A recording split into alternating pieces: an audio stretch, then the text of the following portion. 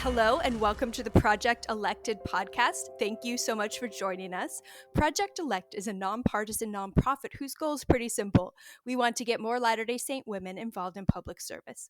On this podcast, we interview amazing Latter-day Saint women who are involved in public service. My name is Audrey Perry Martin. I'm the founder of Project Elect and the host of the podcast. I am joined today by Millicent Segura Bahr. She is a Bountiful City Councilwoman. I am so excited to talk to you today, Millie. Thank you for being here. Thank you for having me. All right, well, let's just dive right in. And I would love to hear a little bit about your background story, because I know you have done a lot of really interesting things and kind of what brought you to this point in your life where you're in Bountiful running for city council. Okay, well, so thanks again for having me. I am originally from Southern California. I grew up in a small city called Glendora, which is just by Pasadena, if you know the area. I have two older brothers and two younger brothers, so no sisters. Grew up as the only girl, and it was a great place to grow up. After I graduated high school, I moved to Provo, where I attended BYU, and I graduated in 2004 with a bachelor's in American Studies. Um, After that, I was able to go to Scotland, where I was an intern for the Scottish Parliament. I've always loved history and I've just always loved history. So I was able to do that, and it was a phenomenal experience.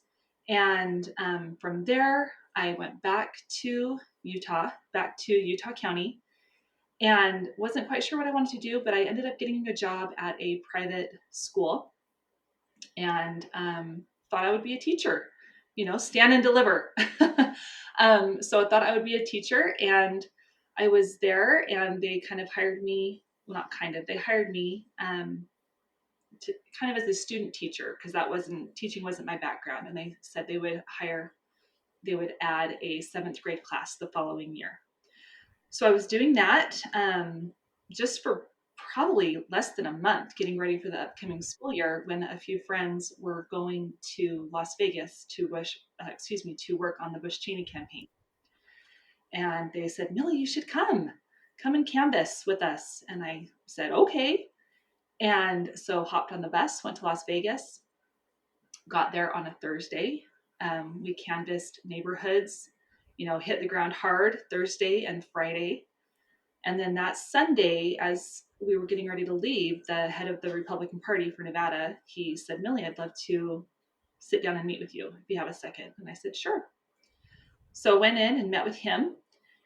And he said, would you ever consider coming back and being a field director for Nevada here during the Bush Cheney campaign?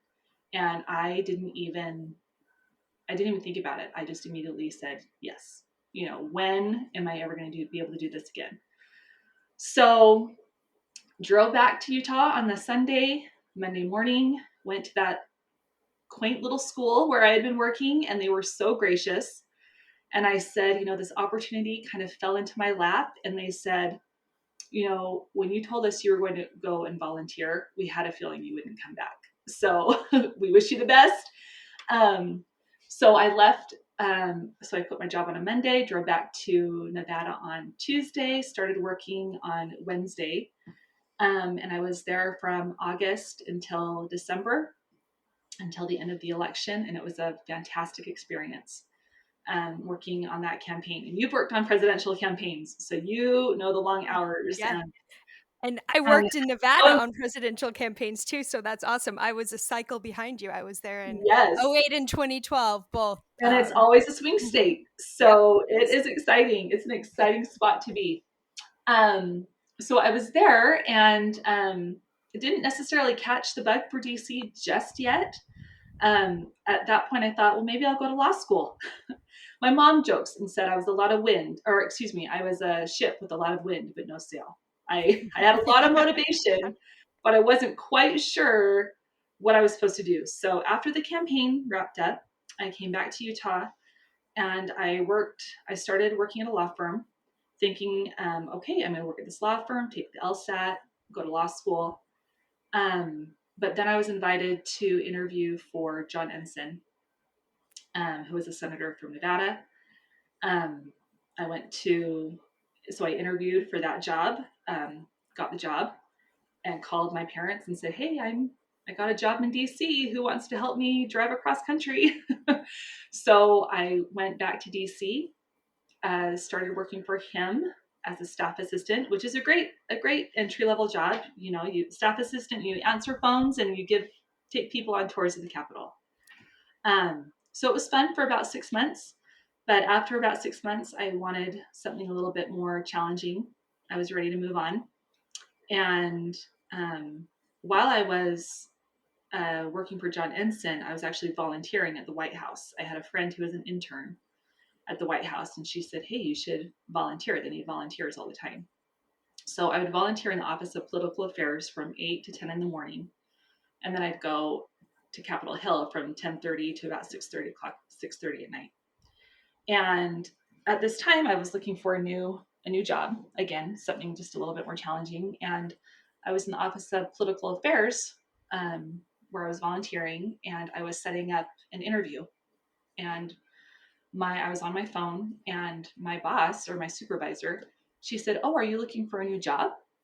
And I said, "Yes, I am. I'm just, maybe I'll be a legislative correspondent. I think I want to stay on the Hill." And she said, "Well, would you ever want to come and work at the White House?" Didn't even dawn on me. I mean, it didn't even dawn on me. And I said, "Yes, I would love to." She said, "Okay, well, send me your resume. Update your resume and send it over." So I did. And 2 weeks later, I was hired in the Office of White House Management, which not a lot of people know. The most of the White House staff is housed in the Eisenhower Executive Office building, which is right next to the White House. So White House Management Office, I was in there for about 6 weeks. And after being there for 6 weeks, I was then pulled over to the West Wing, where the bulk of my time was in the West Wing. And in the West Wing, I was asked to interview to be the executive assistant to a member of the president's senior staff. And her job was the assistant to the president for management and administration. And in most simplistic terms, her role was, our job was to make sure everyone else could do their job. So we had a wide range of responsibilities. We were over everything from the advance office, the usher's office, which is in the residence. We were over Secret Service. We were over the White House photographers. I mean, it was just a really wide range. One day I would be helping on the renovations for the press briefing room, and then I would go to the East Room to help Mrs. Bush's staff with an event. Then I would take papers in the Situation Room, helping to arrange CODELs, or congressional delegations, people who are traveling on behalf of the president. So it was a really, really wide cross section. So I wasn't really involved in policy, but I was able to see a lot. And I truly think it was the best office, and my boss was a fabulous mentor. So from there, John Ensign called after being in the West Wing. And in the West Wing, it's not like the show. That's the first question people always ask. Is it like the show? I say, no, it's teeny, teeny, tiny. It's so small. And there's only a few people. And it's really the president's senior staff, and then the senior staff's handful of assistants. So it was just, there were just 3 of us in our office. And so, but when I was in the West Wing, John Ensign, he called and he said, "Millie, I want you to come back and be my executive assistant." And I said, "Well, with all due respect, Senator, I can't leave the West Wing. Like, I'm not going to leave the West Wing." And he said, "Well, what do you want?" And I said, "Well, I'm going to shoot for the moon." I told him the title I wanted, I told him the responsibilities I wanted, and I told him the salary I wanted. And that was all matched. And so I left. So I went back to the Hill, but I was only there for about 6 months. And then I got pulled back to the White House, and I finished with Mrs. Bush as one of her deputies. So I bounced around a lot, but I was always, I kind of have an unusual story in that I was kind of cherry picked, which it sounds grandiose saying that, but that was my story. Mm-hmm. And my takeaway from that is if you work hard, I think people discount your reputation a lot, but the old adage is true. Like your reputation really does precede you. Mm-hmm. And I just had a reputation of being a hard worker and getting things done. And because of that, it really, really served me well. And so the administration ended, and it was a really those years at the White House, they were really formative years. I feel like that's where I came into my own. I was able to, I mean, sit with Mrs. Bush in his private residence and learn from her. And Mrs. Bush's chief of staff, Anita McBride, was a fantastic person to work alongside. And my mentor, Linda Gambatista. I mean, just so many good people.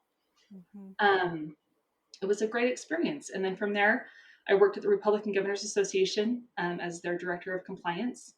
Okay. And I kind of felt like my time in DC was winding down, and I was getting ready to move back to Southern California. That's Mm-hmm. always where I thought I would be. Mm-hmm. Um, and then I met my husband, and he was a dentist here in Bountiful. And so if one of us was going to move, it was me. And my parents and friends teased me. My dad is a dentist. I was never going to marry a dentist, and I was never going to live in Utah. um, but I'm so glad that this is where I am. And I love Bountiful in a lot of ways. It reminds me of where I grew up. Glendora is at the base of the Foothill Mountains in Southern California, and Bountiful, we're up against this beautiful mountain range with phenomenal views of the Great Salt Lake.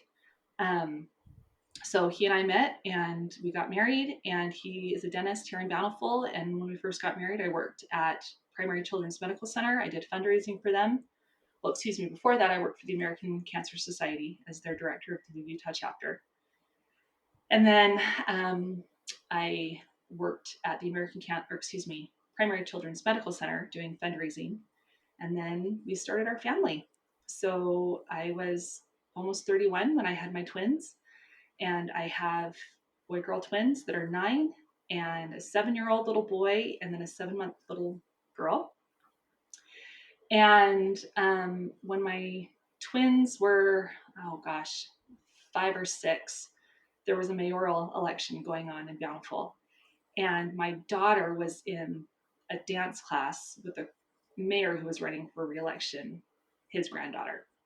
And so I started talking to the mayor's daughter about kind of what was going on in the election. And I was kind of fired up about a few things. I didn't understand a few things. So I got really invested in this election, this mayoral election in Bountiful, Utah. And like to the point where my husband and I even postponed a trip to stay for the debate, which like maybe 50 people went to. Uh-huh. Uh-huh. um, but I was really passionate about it, and I fell in love with city government. And I had this big kind of awakening of how impactful city government is on our day-to-day life. So much more so, I think, than, state or federal. I think people don't really realize how impactful it is.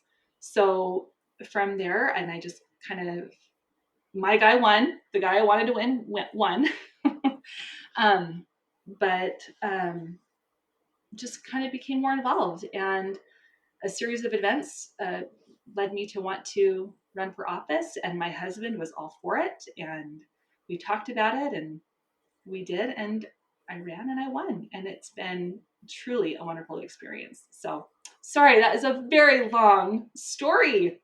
That was a fantastic story. I loved hearing it, and I loved hearing how, you got started because you went kind of on a whim to volunteer in Nevada on a campaign, and then, that led to being a field director, and then you again, you were on the phone and somebody overheard you and said, "Well, apply for this job." I mean, that's such a great story of just kind of, like you said, being a hard worker, and people recognize that and pull you up and find jobs for you. And that is so how it works in politics too. I mean, I've been in politics for almost 20 years, and that's, you got to volunteer and you got to get in on the ground floor, and people recognize your talent and your skills, and you get promoted. So that's, what a cool story. I loved it. Oh, good. Oh, well, thank you. Thank you. It's fun, and it's fun looking back now and you see these little moments in your life that it completely changed my trajectory. You Mm-hmm. know, there was a good few months where I was going to be a teacher, then I was going to be an attorney, and and I think the other takeaway is that you're never too old to change course. You're never too old to change course, Mm-hmm. and to not shy away from that if you're passionate about something, and to just jump in both feet, cannonball into the deep end. Absolutely. Well, and I want to talk a lot of like inside politics with you because I think we probably know a lot of the same people. I know, But right? I will refrain from boring everyone with I'll have to do that that on the offline. podcast. Exactly, exactly. So I also wanted to ask you, you told us a little bit about why you wanted city government, why you decided that was important, but I would love to hear more about that and what led to you being really invested into a mayoral race into actually running for office yourself and kind of what that leap was for, what that leap was like. Yeah, that's a good question. So the thing about local government, well, first of all, Bountiful is a very small bedroom community just north of Salt Lake. And people in Bountiful, I have learned, don't leave Bountiful. If you are born and raised here, chances are your neighbor was born and raised here too. Um, and so as a result, a lot of people know each other, and a lot of people have, they have history, they have shared history. And because of that, the politics and the campaigns become really personal. And you can you can really fact check, and you can fact check well, and you can fact check quickly. So some things were going on, and there were some, um, I don't want to say lies, but some things that just weren't adding up during this election. Mm-hmm. And so I just went right to the source, and I just started asking questions. And it's not like a state or a federal race where everything is kind of far removed and you have to kind of take people's word for it. I mean, you can go to original sources, you can dig, and you can, do the dive. But I think that's it can be intimidating for some people if you kind of don't know the process. But for city politics, I could just go to the city offices and get my answers, or I could go knock on the candidate's door or give them a call and get answers. So, because of that, it really kind of lit a fire under me. And I just thought it was so important. And I really became attached to the city in that way. Mm-hmm. I learned so much about the city that I didn't know before. We don't know what we don't know, right? Yep. And most people don't care until they care. So it was just, it was a really neat transition. And because of that, because I was working on that campaign, a few people said, well, Millie, you should run for office. And I said, no, it's not. I'm a behind the scenes person. I'm not, I'm not a politician. I don't pander to people. Like, in fact, now people will send me emails and they'll say, well, I voted for you last cycle, but I'm not going to vote for you again because of X, Y, and Z. And I just graciously, that's fine. I wish you the best in finding a candidate that you can feel like you can support. Um, People aren't always going to agree with me, but I think if we can come to clarity, we can find out how we disagree and respectfully disagree. Then that's my end game. And I felt like during this one particular race, it was too much. There was too much just accusations being thrown. And so I just wanted to get to the bottom of it. And so that's what I did, and met some great people and ended up running for office. So it's been a kind of a whirlwind. I can't believe that was almost 4.5, 5 years ago, but here we are. That's such a good story. I think you're so right that local government affects our lives a lot more than state and federal government. And people really saw that during COVID and understood that the place they lived was making a big impact in their life. And so I like that you decided, okay, I'm going to be a part of that and I'm going to get involved in that. And it's so accessible. Mm-hmm. It is so accessible. And I just, it's always heartbreaking. Like last night we had city council meeting, and there were maybe, aside from the city staff, there were maybe 20, 25 other people in the room. Mm-hmm. And that kind of ebbed and flowed. Like their issue was addressed and then they left. And then, so I just wish more people would see how impactful it is, but I get it. It's hard. It can be cumbersome. Sitting through long meetings can just be obnoxious. But it's a it's a good thing. City government is, I could talk all day, so I should just stop. Well, and I feel it seems like people don't really know a lot about city government or even how to get involved in it. And so, how did you? It sounds like you just were talking to somebody in your community, and that is what started getting the ball rolling to learn more about your community and get involved. But a lot of people, when you tell them they should get more involved, they just kind of look at you blankly, like, "Oh, what do I do? Like, how do I get more involved? What do you Well, mean?" and So, what advice would you give them? yeah, that's a great point. I think people automatically think you have to be a political wonky to be involved in city government, but that's not true. For instance, we have an art board that last night we on our city council during our city council meeting we are in the process of procuring some art to purchase for our main street, and but our we have an art board that was appointed, and they pared down a lot of options and they put forth a recommendation. And these are people with a background in art that are being Mhm. involved in city government, and being public servants. And that's their passion is art. And then we have our planning commission, which is made up of, again, resident volunteers, public servants. They are just passionate about city planning and architecture and design and aesthetics. And they will look over city plans or different builders who want to build or remodel or whatever the case may be, and they will comb through those documents and speak with those developers and then put that forward to the council with a recommendation. We have a trails committee. They are passionate outdoorsmen and outdoorswomen, who they know our canyons, they know trails, and we rely on their expertise. So it's not always government and policy. We have a fabulous Bountiful City Youth Council, which I used to be an advisor, and it breaks my heart that I don't have the bandwidth for that this year. But I did it last year, and we have a phenomenal advisor, a secondary advisor, and she is passionate about youth and public service. And so they are putting on service projects. They're doing a capture the flag activity this Friday night where they're having the police chief come and do a presentation about teen suicide and prevention.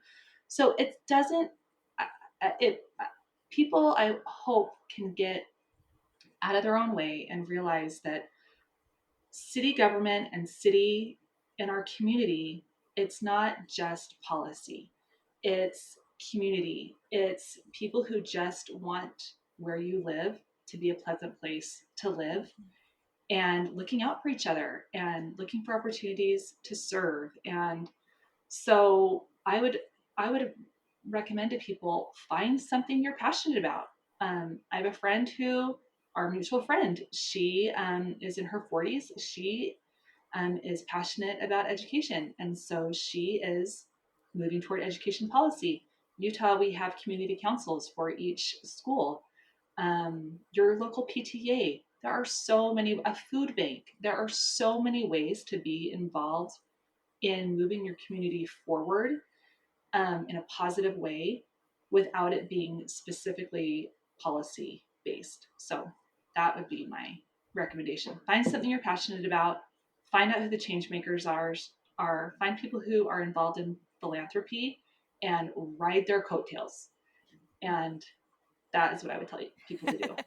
You say that so eloquently. Thank you. I feel like you're Thank just you. saying Project Elect's message for us. That was fantastic. Well, good. Thank you. I I'm flattered. appreciate it. It's a good message. Yeah, it is. It is such a good message. It is so important to, let people know that there's something they can be involved in their community and that it's important service. And I feel like as LDS women, we get a lot of times we get very single-minded about our church service, but aren't necessarily looking for things in our Yes. community to do, which is also I mean, church service is fantastic, but it's also important to build up your community at large and get Yes. involved there. I have a friend who she just came back. She and her husband, they were mission presidents in their 40s back east. And I was saying, "Okay, what do you want to do next?" And she said, "We have a powerhouse PTA at our local school.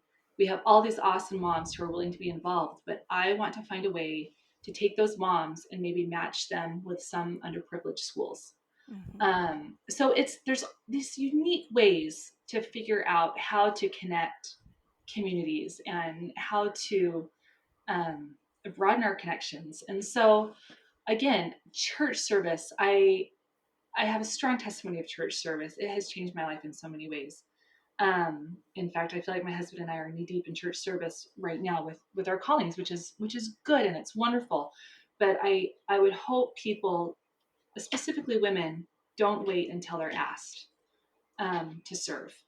But also keep in mind, we all have different times and seasons of life, and it might not be your season, and that's okay. It that is perfectly fine. Give yourself a little grace, um, but don't discount those passions that you have, and don't discount those interests, and be thinking ahead. I saw a great quote today by C.S. Lewis, and it says, humility isn't thinking of yourself less, because we have this culture, church culture, that we need to be humble, we need to be, which is good, and I believe in that. Um, and to add on top of that, C.S. Lewis says, humility isn't thinking of yourself less. It's no, excuse me. It's not thinking less of yourself. It's thinking of yourself less. So you're still important. You're still the number one person in your story, aside from your relationship with your Heavenly Father and your immediate family. Um, but just look outside yourself, and that's when those awesome friendships and those awesome experiences, that's when they happen. And so, don't wait to be asked. Don't wait to be asked. If you're passionate about something, make it happen. You are more capable. Everyone is more capable than they think they are. Right, right. And thank you for going through the list of all the things that in your city that there are. And I'm sure there's many more than you mentioned, but a lot of those jobs or, appointments don't take a ton of time. And so even if you're in a season where you have a little baby or you have a big church calling or you have other things that are going on in your life, you can still just dip your toes in a little bit and get Yes. involved. And if you have a little baby, that I have a little baby, and I was at a meeting 2 weeks ago, 3 weeks ago, that I thought would only last an hour. So I carted my little 7-month-old along. The meeting went 3 hours long. Oh no. And there are people willing to help. And I snuck out of the meeting and I took her to the city recorder and I said, "Could you hold her for a little bit?" She held her and she ended up falling asleep in the city attorney's office. And I have this great picture of her with the chairs pushed together, sleeping in the city attorney's office. So people want you there. People want the help. But people will help you, and don't be afraid to ask for help, and don't be afraid to give yourself, like, make a deep bench for yourself. Mhm. Have those people that you can call, and those people know that they can call you. So And what a great story to tell your daughter when she's older about how she fell asleep in the city attorney's office when I mom was at a city know, council meeting, right? I know. I kind of hope she becomes an attorney one day. So Like that'd be we knew it awesome. all along. It soothed her to sleep. I wanted to talk to you a little bit about women running for office and maybe some hesitations you've seen when you're talking to other LDS women about running for office, and what you do to kind of address those hesitations and what you would say to them. Oh, there. Going back to that culture of humility, which again is good, and no one wants to be around someone that's overtly arrogant, right? Mm-hmm. But I think some women, and myself included, we think we have to be asked before we step forward. Um, and so I would say, And running for public office isn't for everybody. I completely acknowledge that. But don't be afraid to step forward. And I think sometimes we think, well, if I'm running for public office or if I'm doing this, then that means I just have to go around town bragging about myself.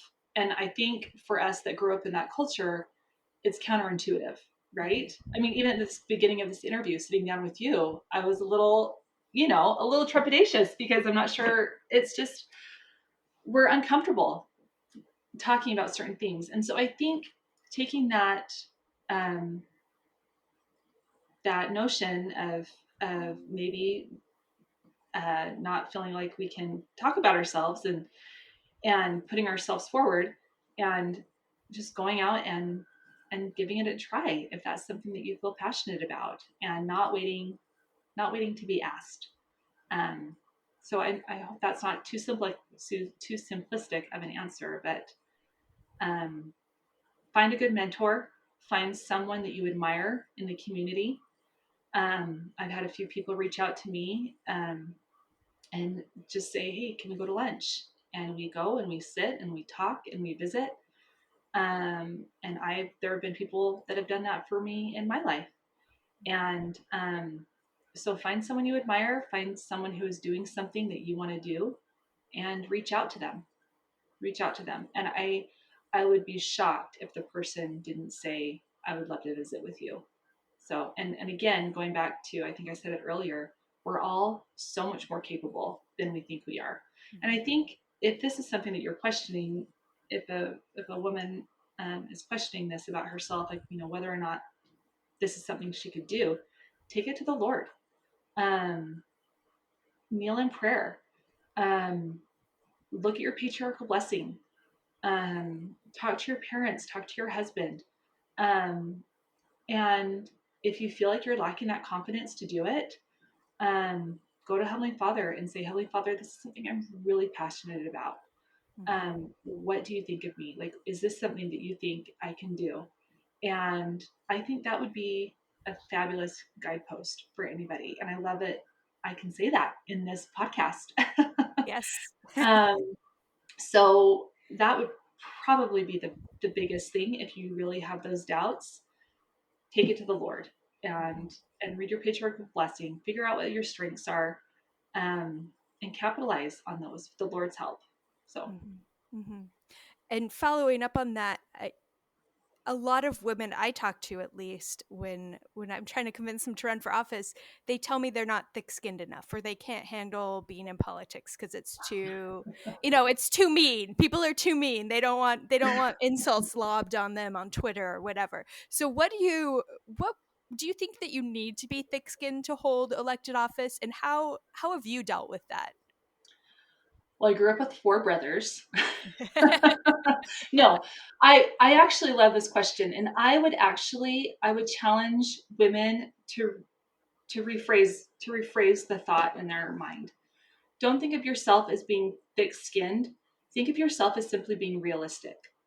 Um, be realistic about what it is to run for office and to hold public office.